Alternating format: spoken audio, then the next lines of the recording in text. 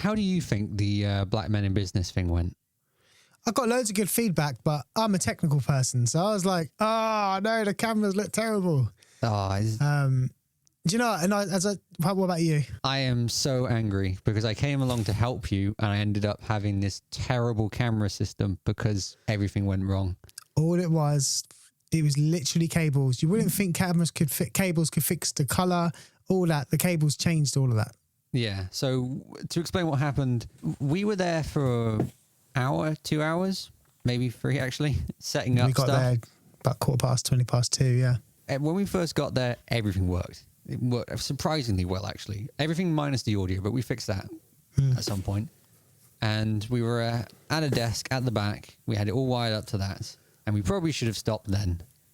But then we moved all the gear to the front. And when we did that in the last hour, we lost so many cameras because the cable stopped working.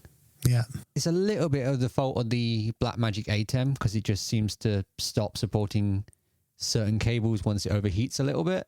Yeah. And what went from a really nice setup to a very quickly bad setup. Yeah. And then I guess everything else went out the window, like the stream and all that sort of stuff that we didn't really talk about because we ran out of time. Yeah.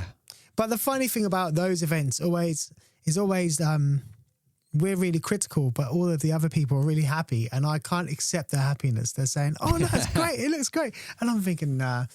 But you know, I really appreciated it because I learned so much just from doing it that way. When I left that day, I felt so annoyed. Yeah, because I came along to help you, and I felt like I'd screwed up so badly.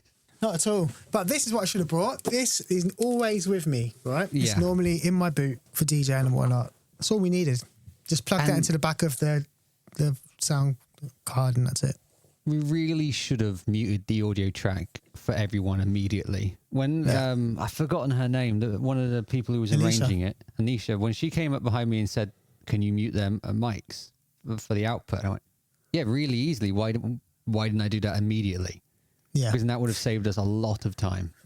As with most productions, when you get a stacking of problems, you forget the simple things. And that's what we done. It was good. I think it was good. I got some good bits of content out of it. It was cool. I will say I thoroughly enjoyed the event. It was very interesting to hear the different point of views of all of the businessmen. I will say that I was shocked by one of them when everyone started with the reason why they went into the business they did. And one of them straight up just told a really sad story immediately. And I was like, whoa, okay. That was as sad as it can get, wasn't it? Like my dad was beating up my mum and I was like, whoa. I was sorry to hear that. Yeah. But it was very interesting. It was really interesting. I think people really enjoyed it and they want to do more. They want to do more varieties of events. So I said I'd be involved, but from a production standpoint only. I'm not hosting anymore. I just can't help but thinking about the technical when I'm hosting. That's all I want to do. Yeah.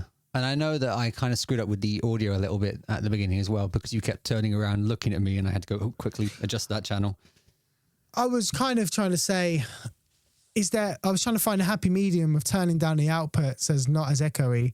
But I was mindful that you were recording and I wasn't thinking about the split of what, the pre-fade versus the post-fade. All that stuff going on. But I think when everyone clapped when you turned it down, it made me think, oh, yeah, we should have done that from the start. It was a very interesting opportunity, though. And I am more than happy to do any more work because I have nothing planned for the summer. I think a lot of organisations would love that kind of capturing of their events. It's a really difficult thing to do. We don't think it's that difficult, although it was that night, but it is really difficult both technically and being able to source the right hardware, software and minds. So if you could approach it again, what gear do you think you would bring and what would you take out of the current setup? Yeah, so I think I'd keep the Rodecaster. I'd have the Rodecaster just outputting to my own local speaker because that was just literally needed for PA. It didn't need to be super loud. I would ditch using any of the in-house stuff. So the only thing we needed was their projector. So In terms of cameras, I'd still have the 2 Blackmagics, and I would also use the one Sony camera from the college, and I would just use the right cables. Optical HDMI all the way. That was pretty much the setup we had by the end was one Sony camera, one following camera, and one camera just for the audience. Yeah. Yeah, we could have done with 4, because if we would have had like coverage flanking it left and right, one facing the audience and one camera that can just pick up detail, that's the ideal setup. And that's going to be the next one. The day I was there, I was saying to you about Hollyland's new Microphones. gear. No, not microphones. Because we didn't have a communication system at all. Both me and the other person who was directing the camera. Tamala. Yeah. Well, Hollyland announced recently, I think it might be the Solidcom SE Pro wireless intercom system. It's a cheaper alternative to having that expensive comm system that we have at college. Yeah. It's not very cheap, I should put that out there, but it is cheaper. £642. I still think that's cheaper than, because with that computer, what's it, the TriCaster system, right? To be able to chat. I mean, it's got a 2 set, and I think ideally for a small setup like that, you're only going to have one camera that's manned. So 2 sets probably $350. That's not bad. Yeah. Just thought I'd mention that while I can. I think I might save that. Add to list. I want to bring up something else, just random, that you already know. I was thinking of making it a surprise for the episode as we were last discussing this, but I brought that camera. Yes. Yeah. You bought that camera. You took the dive.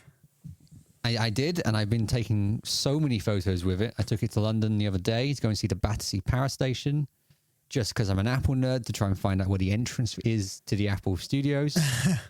I found it. It's cool. Yeah. The security guard was terrified at the fact that I was looking at it.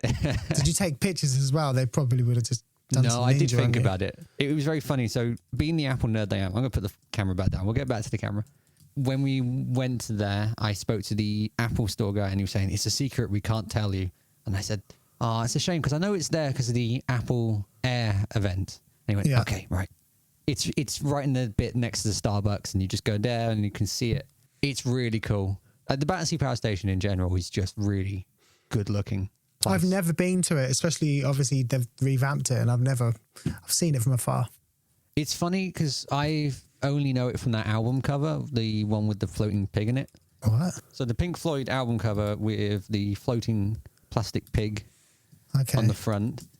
And I know from that, because I watched a documentary on it, the whole land around it was just destroyed. It was just dirt and rubbish. Mm-hmm. You wouldn't know that now. No. Big money's gone there, right? Yeah. Yeah. And it is a really nice place, very rich place, I'll admit. Anyway, distracted immediately. The camera, yes. So yeah, I went for the XH2S because I'm a Fujifilm person and I already have Fujifilm lenses. That was the reasoning behind it. And I wanted a camera that would last me a while. That's why I went for the S version, not the XH2. The XH2 has a slight problem that it chops up all the footage after a couple of minutes. Right, okay. Which just didn't seem viable to me. Is that a 29-minute thing? Is it one of those? No, it's even lower than that. It's about 10 minutes. Oh. Yeah. That's not usable, is it? Not at all.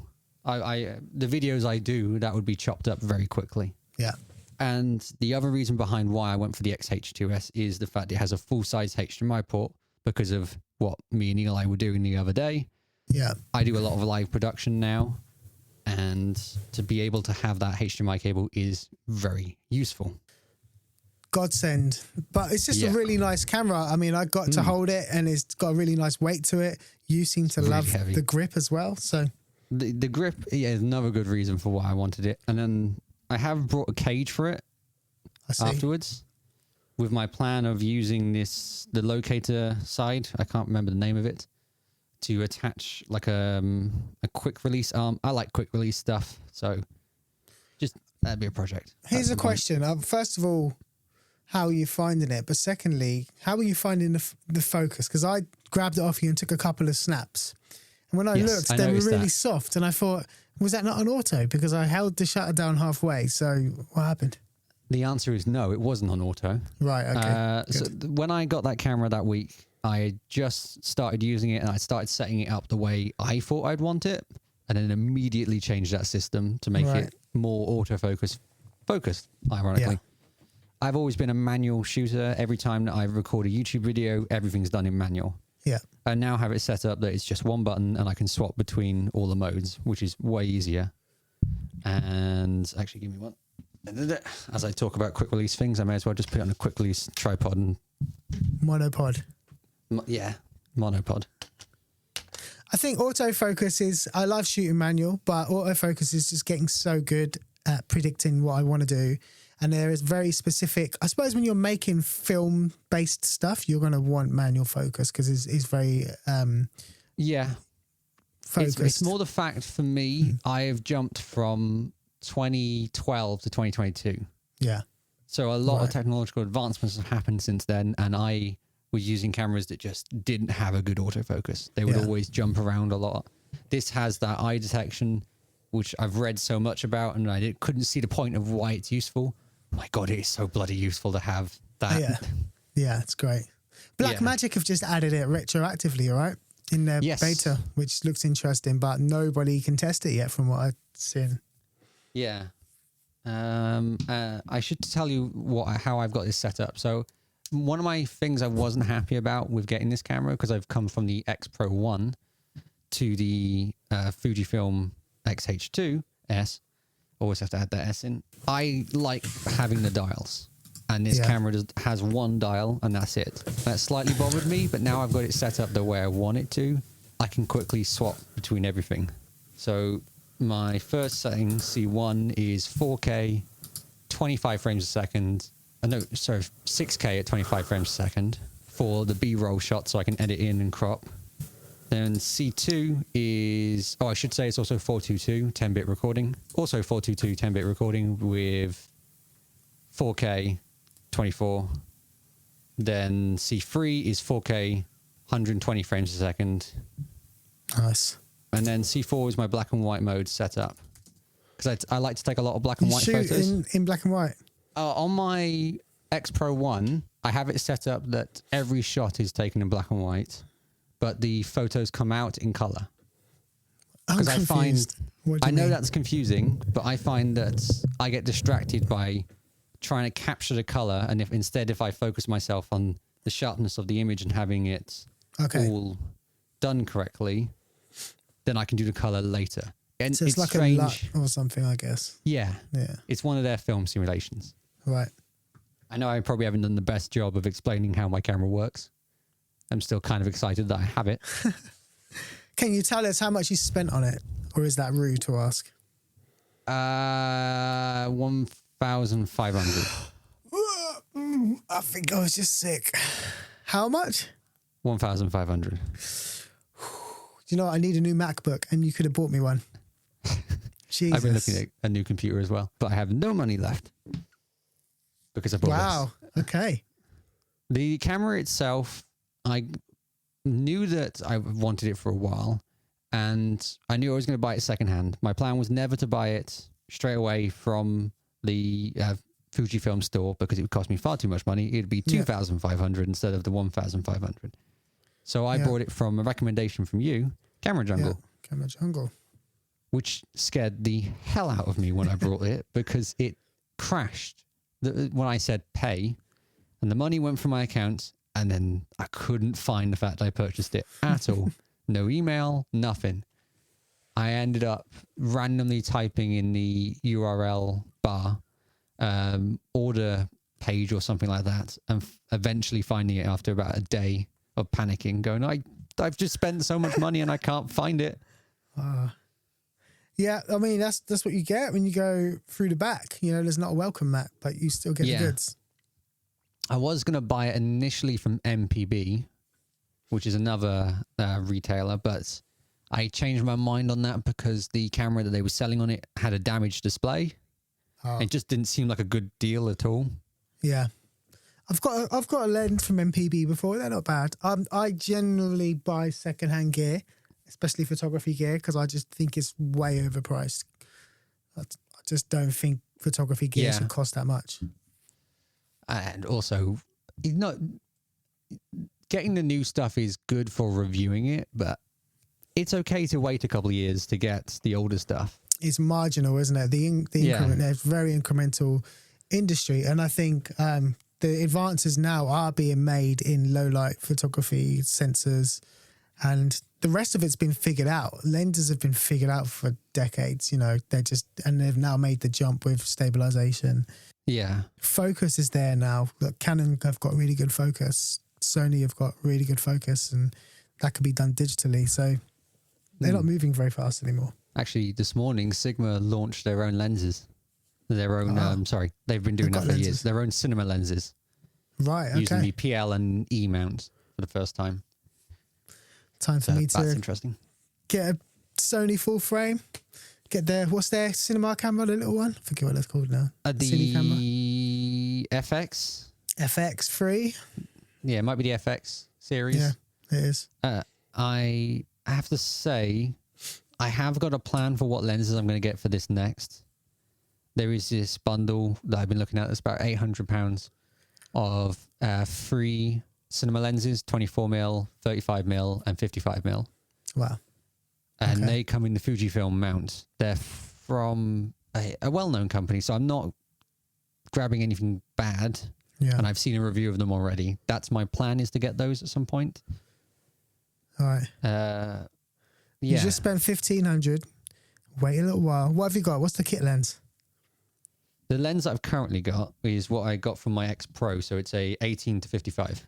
Okay, so that's cool. That's got enough, variety. I've got a 35mm as well with a 1.2 aperture, so I'll be okay for a bit. Yeah. But eventually I will make that upgrade. Love it. I don't think I'll be upgrading. In fact, I just downgraded. I just added a third camera to my setup, and it is a camera that I found. I've realized I've got about 5 cameras. I've added the Panasonic SDH900, which is an old 1080p Panasonic camcorder. It was like a semi-pro camcorder. It's great. I mean, if you're plugging that into the A10 mixer, then you won't really notice much of a difference. So, yeah, that will be fine. It's got a little 1/8 sensor, but I'm going to be using it for just a wide. Actually, do you know what's ironic? I've spent all that money on buying a 6K camera. Yeah. I'm still going to upload at 1080p. Yeah, but it will change the way you shoot, though. Oh, yeah. Because I will crop into frame a lot, and I will... Just to have that extra pixels to edit is better, in my opinion, because I've often been a person who will push into an image even if it's 1080p, but being able to have that higher quality is more useful. And your full frame, yeah. No, I'm APS-C. You're APS-C? Yeah. Really? For 1,500 quid?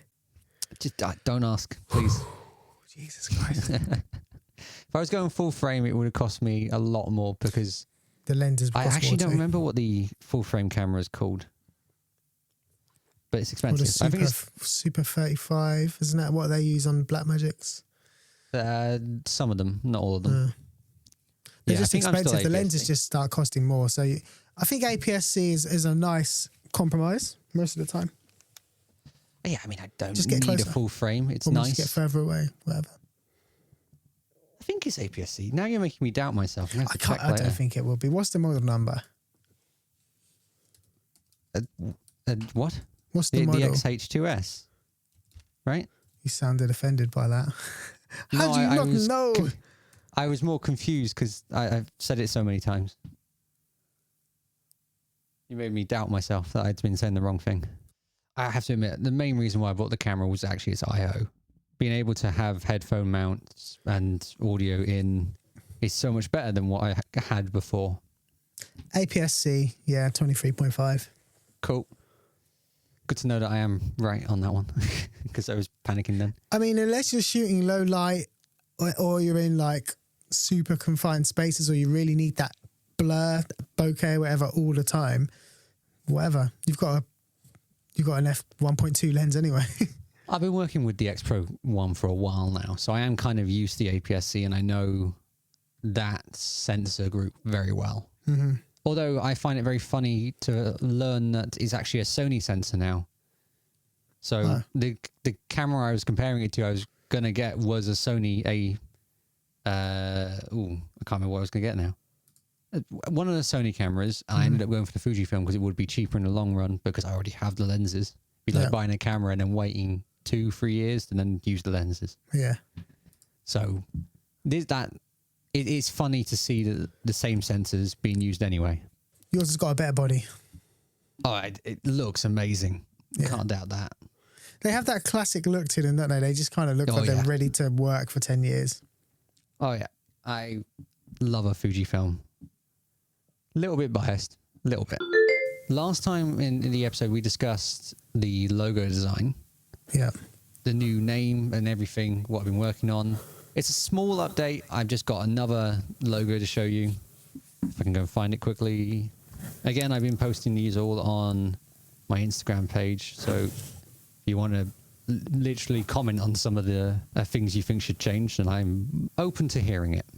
I've been focusing more on the kind of building side of things because I want it to be about how the cogs turn in someone's head, how they work, the products, why they're made that way. So I kind of went a more DIY looking route going around the house eventually because I was going absolutely mad with trying to figure out what to make that circle. I was getting Tabasco sauce and drawing with it, which was a weird idea, but it worked.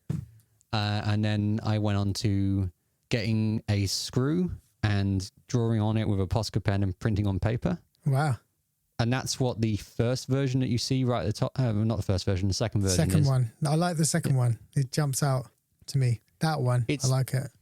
It's nice, but I don't know how far I can work with it. Why not? Personally. It says DIY a bit too much like a woodworking channel, not really fun and playful podcasting channel. I could see that as like a skateboard brand almost, streetwear brand. Yeah. Yeah. I have a favorite on there. Okay, don't tell me yours. I'm telling you mine. Okay. I think that would be my favorite, but I can see your point. So my favorite is now going to be 1 at the top, 6 at the bottom. I'm going to go for number 3. You like number 3, the one with the pedestal almost look. So that combines the last design of having that scale and the new screw balancing on top of it. Yeah. My favorite is 1, 2, 3, 4, 5. Okay. With I the really like speech bubble. Yes. So I avoided the speech bubble because I thought it'd be very boring to have a speech bubble for a podcasting channel because it really does say podcasting a bit too much. But I think it's far enough away with having the screw denting into the text that it could be perceived as anything else as well. I think it says both craft and podcasting in that logo. Yeah. I guess like the speech bubble is more than you're thinking podcast because that's what you do right now. But speech bubble literally means we've got something to say, whether that is visually, whether that's through, I don't know, some journalism or a film that you make. So I think that could be interpreted in a number of ways. It's cool. I'm also going to share my screen because I made an animation for it. There we go. So it just pops up and it screws that's cool. in. Have you got sound design for that? Not yet. Love that. But I am definitely having the most fun with that design specifically to the point that I actually started working on a website design. Figma? Yeah. You heard me talk about how much I like this tool? I know it's not a good name. So this is what I've been working on as a website. I probably won't share this, so you can have to describe it because I'm still working on it. Okay. But everything's supposed to have a playful design, so it all reacts to your movement. With a little fun, slight 2-degree angle to everything. Yeah. That's cool. With the function key. That's brilliant. Yeah. A little bit of information per one, the hashtags, and just the simple stuff that you'd expect. I'm working on I love the Wonky moves around. That's cool. Yeah. And the top bar is supposed to reflect the podcasts or the shows itself. So that's obviously the new functions. So it's fitting in with that blue. And then let's say if screen 3 came up, it would have that slight purple tone to the logo and the background. That's cool. That's what I've been working on.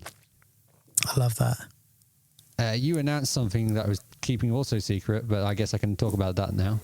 I am changing the functions logo from the puzzle piece to the function key on the keyboard of a Mac and a PC. Yeah. Primarily because I had so many people talk to me about how it doesn't make any sense. Every time. Oh, really? Yeah, including you. When we started doing functions, like the puzzle piece never made any sense to anyone. And my idea was that you get a bunch of functions and you build them up together and you make a whole piece of a puzzle. And right, it didn't make any sense. So we're going back to the literal and having an actual key. Yeah, I think that makes sense. Yeah, it makes way more sense. It's cool, but you haven't just done a kind of top-down key. You've made it interesting. It's lit very interestingly. I love it. It's cool. I will link it on the Instagram account, so if people want to have a look at the new logo design for that as well. That is done. That was a one and done. I'm quite happy with that design. I even animated that as well, I think. Is my screen still sharing? Yeah. Cool. Then I will find where I put that. So it's a simple click button. And are you animating in After Effects still? Yes. So you haven't quite dropped all Adobe software yet? No, After Effects is the more difficult one I find to actually give up. So I don't know what I'm going to do about that. When I must find an alternative at some point. Have After Effects had any interesting game-changing updates? Like Premiere Pro just released their update recently or announced it. And I never hear about After Effects. No, I don't think so. They're not kind of reacting to this AI movement. Yeah, the last time I heard was about the masking tool. That was it. What's that? They just had a better masking tool added up. That was it. Literally not that interesting. Right. Although I think it runs the risk of getting left behind because a lot of those types of things are becoming part of other AI typey programs. And, they're not going to be as detailed or as personal. But as you're finding with certain websites, people don't want that. They at least want quick. Yeah. And if they're going to be professional, they'll go to somewhere else. I don't think I'd want them to mess around too much with After Effects. And if they did, I'd want them to do a different branch. So I could carry on using the more simple one, in quotations, because people don't find After Effects that simple, compared to the, AI version that they have. What's happening on Monday, Eli? WWDC 25. Have you got any predictions so far? I'm really, really upset about WWDC. I know it hasn't happened yet. Okay, that is an interesting approach already. The rumours are always 80% of the way there. And it sounds like it's going to be boring. It does. It doesn't sound like they're going to be announcing too much. It's kind of a difficult point to announce anything with the whole tariffs being a thing at the moment. Here's the thing that will blow your mind. The last time that we recorded, there was no tariff. Yeah. There still aren't any tariffs. Yeah, there wasn't a mention of them. Yeah. It's just insane. It's a different world. How do the tariffs have an impact potentially on a software announcement? They often announce devices as well. And not often iPhones. That's usually separated to a different event. But it will have its effect anyway, no matter what. It's a confusing time in America. Good job I don't live there. No idea really what's happening. My mate's out there right now. He's in Washington, D.C., and he's been texting me all day. He went out to a bar with his mate the other night and said he bought 2 drinks. That was $35 just for beers. Wow. I said, okay, things are getting bad. Yeah, that sounds terrible. What do you think about the new iOS design thing? Do you think that's going to happen? Do you think that's now set in stone? Yeah, absolutely. So as of recording, I think yesterday, Apple just sent another invite out on X or something like that. What was the word they used? It's basically the logo. Oh, yes, I saw. With 2 words underneath. And it's a glass design and the glass reflects the colour in it. Yeah. For someone like me, it's really strange to see that kind of coming back around to full circle. I can remember when Mac looked like that and we had Microsoft with the arrow design on Vista, and I feel like Vista design is coming back. And I think maybe it was Leopard. I don't like Vista. Can't remember. Vista was Nobody bad. did.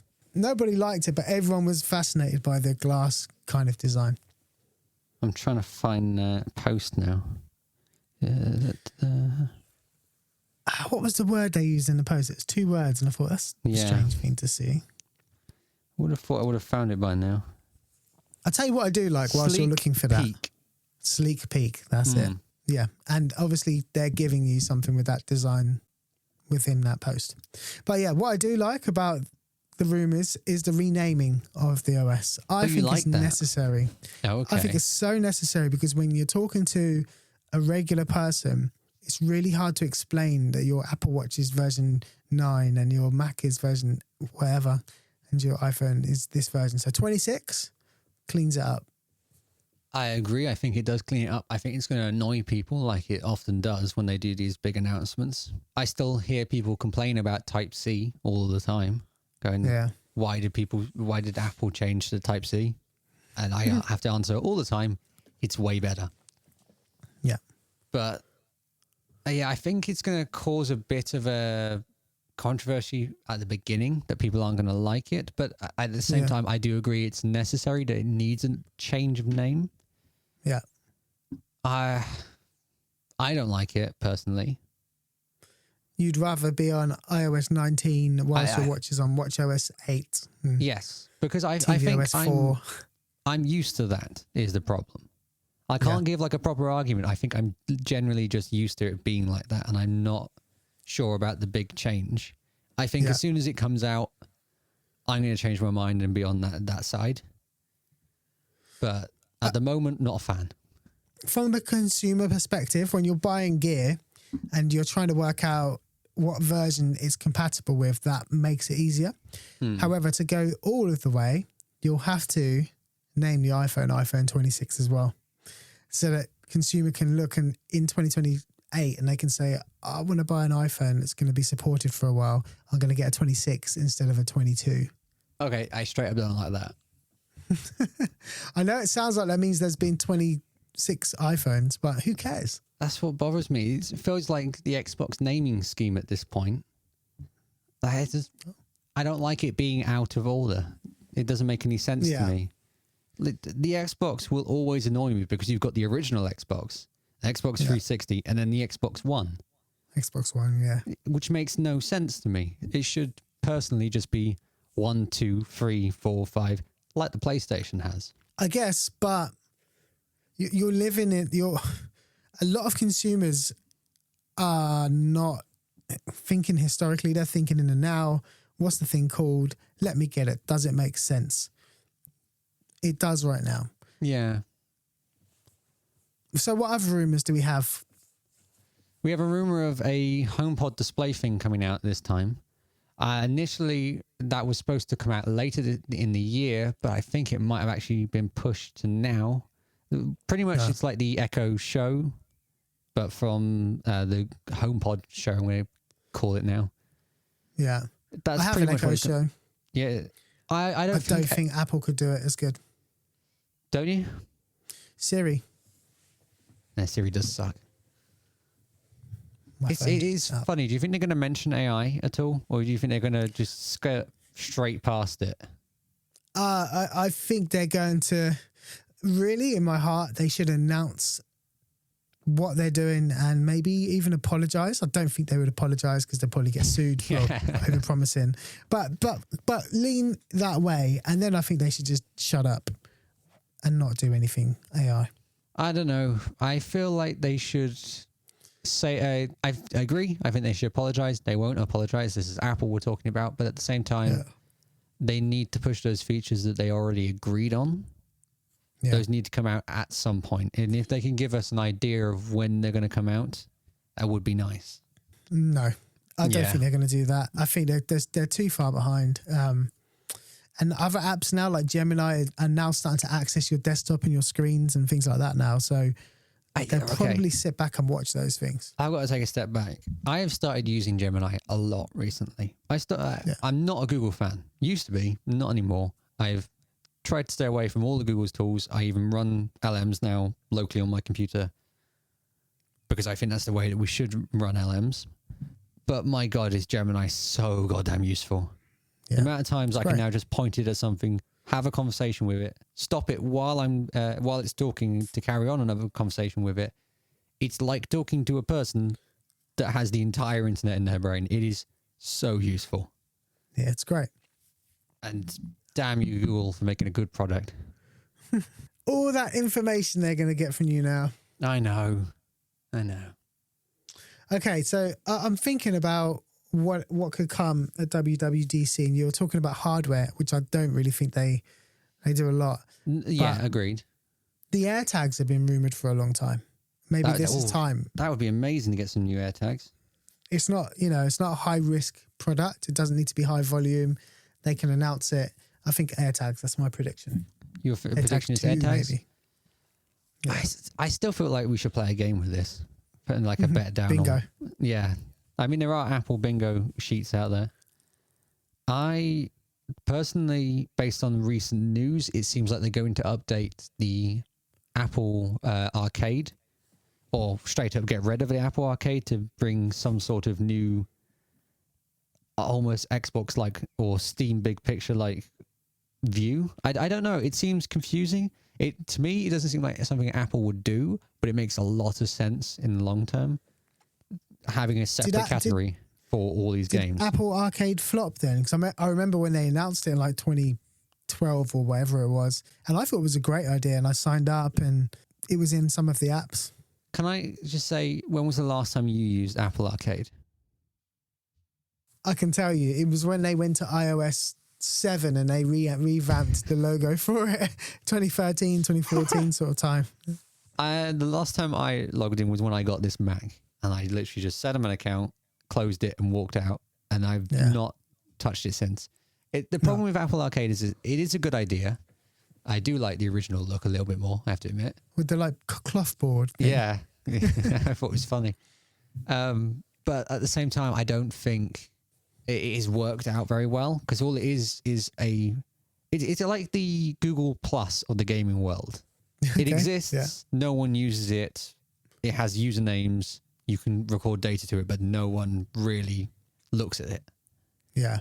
And there's a very few amount of games that actually have achievements or anything built into it. It required, I guess, it required too much of these already established gaming houses to implement that when they've already got their own scoreboards, competition, ways to compete, and they didn't want to do it. Such as Gameloft, which I only know them for making Asphalt 8. They have their own system built in. They don't use Apple Arcade or whatever else it's called. Yeah. I think this is a great idea personally, because I'm a big fan of the Steam Deck, and I can see a lot of people on iPad swapping to gaming mode, because you have a focus mode that's in gaming mode that I often forget turns on automatically on my Mac when I've played Bellatra on it. I think it's just a good idea to have this big picture mode, but for your iPad. Yeah. I guess so. But the likelihood of it's happening is still quite slim, I think, because Apple's not the best with games. They're getting better with the whole Resident Evil stuff. I just don't think the user base is interested that much in games, and they're probably not seeing a need. There are not a bunch of people who are saying, give me AAA games on my Mac, because that's all I want to do. Yeah, I think personally, I think the app area, the gaming area should be more focused towards kids, because that's what people are doing on when it comes to games on iPads and stuff like that. There are very few who are actually, and I'm not going to deny there are people who are playing Resident Evil, because I know people who are playing Resident Evil on an iPad and stuff like that. It's just, they're not the main target audience, and Linux all the way. Do you know what I hope they do before we change or move on? At this event, I hope they do they're going to do a big redesign. Great. I hope they do some bug fixing, because that would be nice. There's been 2 bugs this whole iOS 18 cycle that have yet to be addressed for me. The main one is using iPhone with a Mac and using the iPhone mirroring. Always, without fail, 100% record will crash the iPhone. And they've never addressed that. And there's other little bugs that I get just in the OS. I wouldn't Fix mind them it all. if we just had a WWDC dedicated to fixing bugs instead of that'd be having great. all Yeah. this other stuff. That would be amazing. But that it requires Apple to admit that they haven't done their job for the last year or 5. Yeah. You know? That actually reminds me. So there's been a lot of reports that the iPad's going to become more MacBook-like. I do not agree with this. I don't think an iPad should become more Mac-like. But apparently you're going to be able to overlap apps now, just like you do on a Mac. It seems weird to me. Do you think they're going to even do this? I think if they do it, they should do it in the mode they should have made an advanced mode. So you log in and you go to regular mode, advanced mode, and advanced mode turns it into that. Regular mode's one window, single window operating. I would just like if they allowed me to record audio while I'm in other apps. That'd be amazing. Because then I could do a podcast or some sort of recording out and about. Because currently... Have they not got that? No, they don't let you do that. You can record on the iPad. If you have a recording software and you plug a DAC into it, you can record. But if you close that app, it stops. Oh, wow. I didn't know that. I don't know why they do that, because it would be so much more useful, especially in that iPad generation where they were trying to get people away from MacBooks and all go into the iPad Pros and all that. You would have thought the first thing they would do for all those people, those Apple nerds who run podcasts, they would allow that to be a feature. Oh, they're missing a trick there for sure. Oh, yeah. But whilst we're on software, Apple just released Logic Pro. I don't know what version it is, but the new version of Logic Pro, wow, it's amazing. I want to talk about Final Cut. Okay, what have they done? Okay, so I'm a big fan of DaVinci. Not a big fan of Premiere Pro. Not Premiere Pro. Premiere Pro. My favorite thing in DaVinci has to be how easy it is to do what I want to do. And the thing I use the most is adjustment layers. I didn't realize this. They don't have adjustment layers up until this week. Oh, Final Cut. Wow, really? Yeah, I know. Jeez. Those have been around for years. Yeah, how do you do a multiple kind of like affect multiple things then? No idea. Apparently people installed plugins before this. I only found this out because of Marcus Brownlee. I would have never known that it doesn't have adjustment layers. I live by adjustment layers. I color correct everything by adjustment layers. Yeah. I'm looking this up right now. I can't believe it took that long. Insane. So that's their new update. Are they implementing like lots of AI bits into it now, like they are with Logic? They've implemented Genmojis into it. You know, oh my that goodness. feature that everyone's using. What a waste of time. No, they should have put it in the iMovie, but no one's going to use that. And no, I mean, the more useful thing probably would have been to push an update that makes captions automatically or something like that. Because they have those tools. I use them. So why would you put Genmoji into that? Adjustment layer. I'm looking at it. Wow, look, it just looks like another layer. Cool. Well, I'm happy for all 3 of the users of Final Cut Pro, but we just got our update. DaVinci 20 is now DaVinci 20 is now officially released. It's no longer in beta and it's stable. I was running the beta for a couple of weeks. I had to uninstall it because it just wasn't very stable. I think I'm still running 18. Oh, well, you need to get 20. I mean, you haven't got Studio, but... My only problem with DaVinci is it's not easy to update. You have to re-download it from the website, and I disagree with the way that they do that. There should be an updater or launcher app, at least on the Mac, that I could use. I don't want to go to the website every single time. You don't have to. You can go into DaVinci and just go to update, and it will just download it directly. Again, I don't like that, though. Yeah. Why? It should just update. It should just close the app, do a progress bar, and then come back. So this is your reason for being 2 whole versions behind? Yes. Okay. Well, they've got some pretty good features that could probably convince you to come along. Okay, shoot. Magic Mask 2 is one of the best features ever. It's unbeatable. I've been trying to trick it, and even when it does fail, you can now manually paint frames really easily. It's great. I I've avoided doing masking anything like that because it's so much time and effort. So it would be interesting to try that tool. I bet you that's not available on the free version, which I'm still on. Oh, I'm not sure what's available. One day I'll get the paid for version. The audio tools are great now. Well, they've always been good, but they're much improved. And also the copy paste has been improved. It's one of the best quality of life updates ever. Really? So, yeah. So now when you copy, what's it called? The attributes. So when you copy attributes, it's Command C and then Alt V to paste them. It will only paste the attributes that you've changed. So you have to go in and untick all of those boxes. It will just do the two that you've changed. And it sounds like such a simple thing, but it speeds up your workflow no end. It's great. I would like and this is such a nitpicky thing, even though we're supposed to be on WWDC, but we'll get back to it in a sec. The nitpicky thing I would like to be able to swap between Firelight mode and video editing mode, because Firelight is their audio tools. Because I edit all of these functions episodes in DaVinci, I know, insane, blah, blah, blah. It is the best tool for me. I find it way better than a normal DAW to use. Yeah. Because I've been using DaVinci way longer than I have Audition or... actually, no, I've been using Ableton Live way longer than that. I don't think that they're the best ways to edit podcasts, personally. I just like to be able to be locked into that mode instead of having to go back to video mode all the time. Yeah. Oh, one more. In Fairlight, you can now do the audio extend like you can in Adobe. Oh, really? That is cool. I think that's in both versions as well. So, yeah. I remember you showed me that in college. Yeah. It's really good. It's much improved too.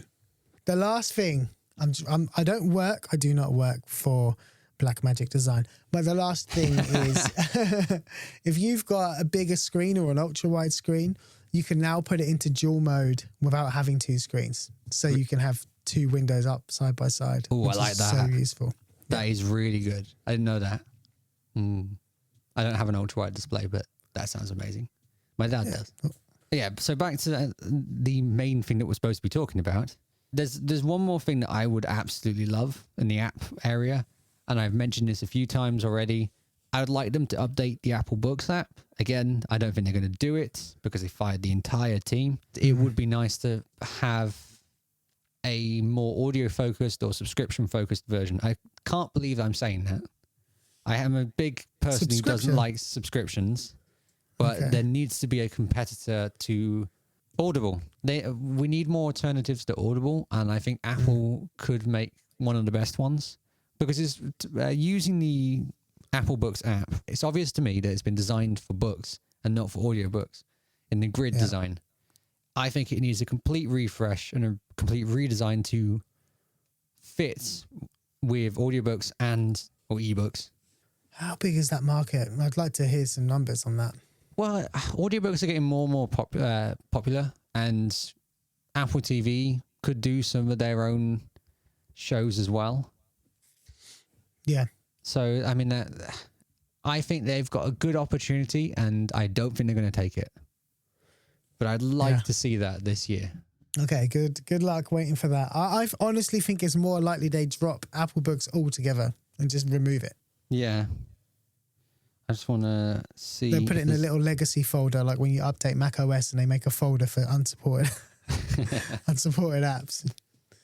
Yeah. I'm wondering if there's any more Apple news, because, I mean, I guess what we could discuss is, do you think the Vision Pro is going to be mentioned once?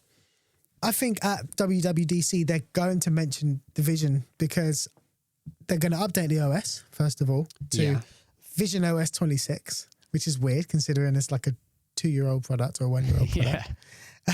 Yeah. And I think they are taking steps towards the cheaper version. You've got Google with their glasses now.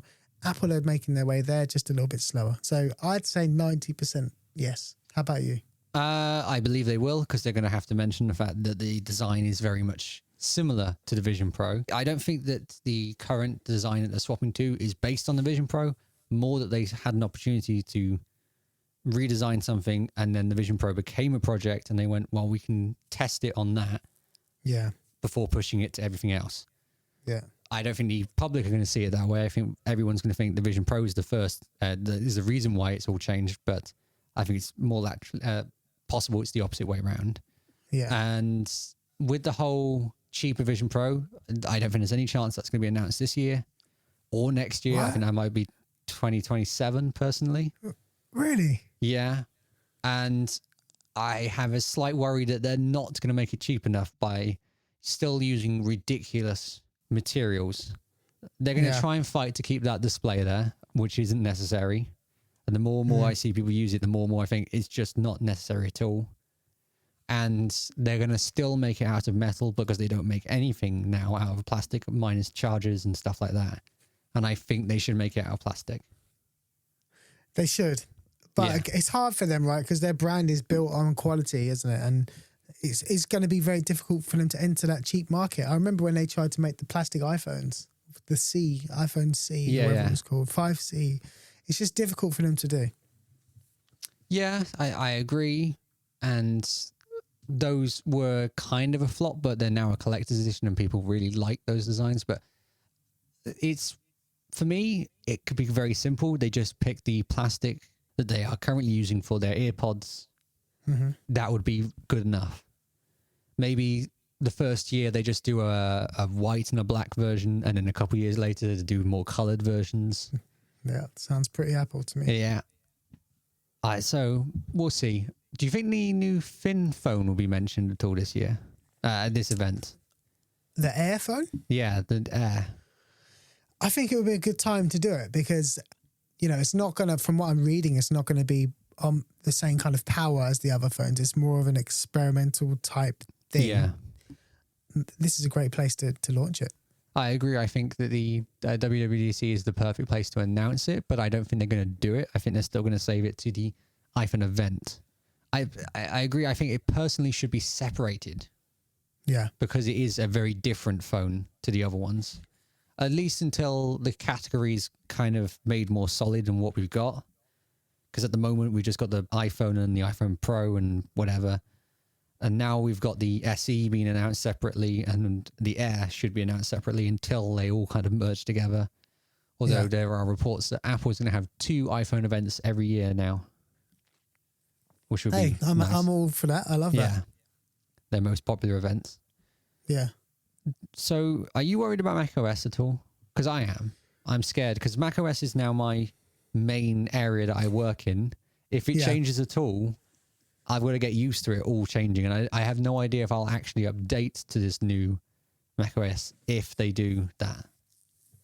Yeah. I'm not really worried about the design of it. I think that's fine. As long as the functionality stays the same. Yeah. I don't really care how the windows look. I don't care how the windows look, to be honest. Again, just clean it up. Just fix the bugs. Yeah. Do we want our phones to look like our computers? Do we want it to match that system? Do you really? Yeah. I want my TV OS to look like my car OS, to look like my phone OS. Just like when I walk outside, I want the grass to look the same wherever, so I know where to walk and where not to walk. Would you not find that a little bit boring that everything looks the same? I guess so, but I also don't want to be encouraged to be on software all day long. So if it looks boring, I'll get what I need to get done, and then I'll be in the real world. But that's just me. I have been using YouTube for a very long time, like everyone else. And recently I took the step of removing my entire history and locking it. So I now don't get any recommendations at all. I don't get YouTube shorts. I don't get random videos recommended to me. All I get is what I subscribe to, and that's it. Wow. It is really good. So how did you do that? I'm using DuckDuckGo on my phone. Yeah. So I've got rid of the YouTube app, and now whenever I watch something, I have no adverts, and it doesn't have the data of me watching that.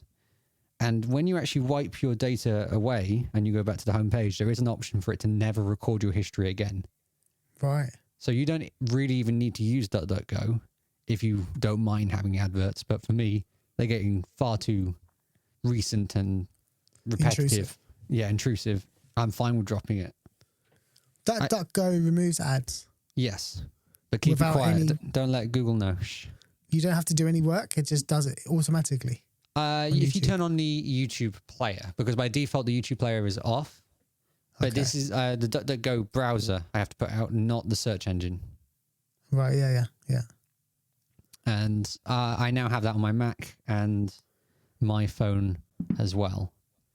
Because I like the browser, and at the moment I use Brave, but if DuckDuckGo does that, I'm going to go over to DuckDuckGo. I swap browser depending on what I'm doing, which is not really much of a surprise for me, is it? No, it's not. DuckGo. Duck player. Cool. Thank you for the tip. No problem. And I think that is the best way of now using YouTube, which is pretty much the same way it was in 2004 when it launched. Yeah. Does it let you background? Well, okay, to be fair, I'm using Android, so I don't know what it's like on iOS. I just swipe it up into the corner and carries on playing for me.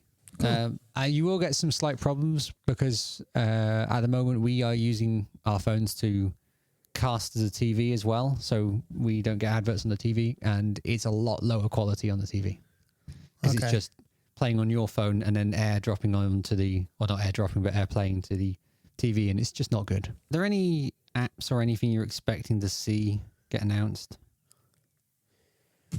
Any apps? Yeah, because we've kind of gone into that area a little bit, but they did buy Pixelmator recently. Yeah, maybe they'll re-announce some sort of big design or maybe a group of tools. That'd be amazing. That would be good. Yeah, I do think the creative side of Apple is lacking a little bit. I'd like them to go into the iPhone 16e launch because apparently it's been going quite well, specifically in the EU. Got quite an 8% increase. It's because everybody's broke because of tariffs. Yeah. Cost of living.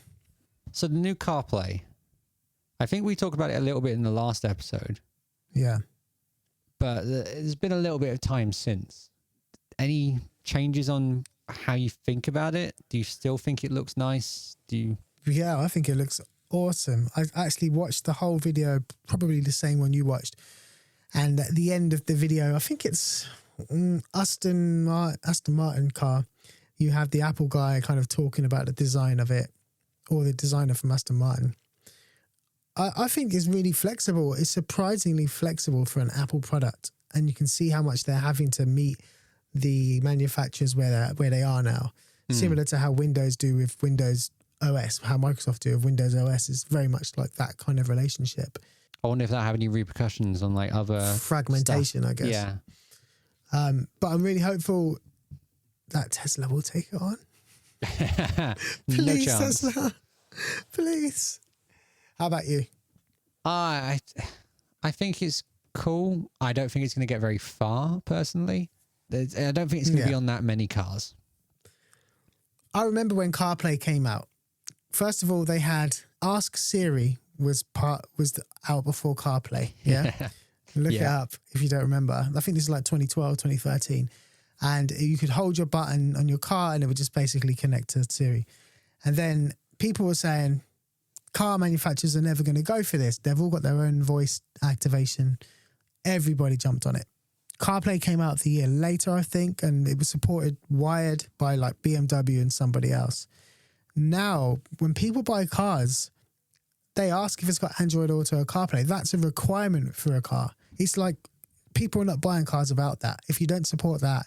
And so every manufacturer's on board. Lexus were really late to it, but they have to bend over and support it. And, it's early days, but by 2035, it will be standard. It's definitely something I looked for a bit because it's just so useful. When I was doing my driving lessons, I was allowed to plug my phone in and have Android Auto come up. And that way of using is just so much better than trying to use a terrible UI that's not very well designed. Yeah. What we need, I think, though, oddly enough, for it to be accepted is we need an Android version. Yeah, that is true. And I bet Android need to do it. That's probably around the corner. Yeah. I can't imagine that's far off. I'm going to change direction entirely because it just popped into my mind. What do you think is going to be the theme? Minus, ignoring the fact that we know that there's going to be an OS update. What do you think is going to be the other major thing announced? Or like a change? Because for me, Yeah. I think this year is going to also be the year of HomeKit stuff. Okay. So Apple what's it HomeKit. called? Is it Meta or Matter? Matter stuff, yeah. I don't think it's going to be that. I think it's going to be an update to the Home app because of the new Home Show, whatever it's called. The thing we discussed earlier. I think there's going to be more of a focus on the updates they can bring to that. I think it's a good shout or a wish for me actually to have a redesigned Home app that works. If they could do that, so maybe the theme is family, like the family devices. Yeah, maybe rather than the individual devices. I'm just worried. We're being really optimistic. It's going to be an event that is boring and they're going to focus on developers and some new behind the scenes tools they can use. And that's it. Okay, let's pedal back then. I think that this event's going to be about an OS redesign and HomeKit. And that's it for me. That's what I think it's going to be. Yeah. And I think it's going to be AirTags and a new OS redesign. We'll see who wins.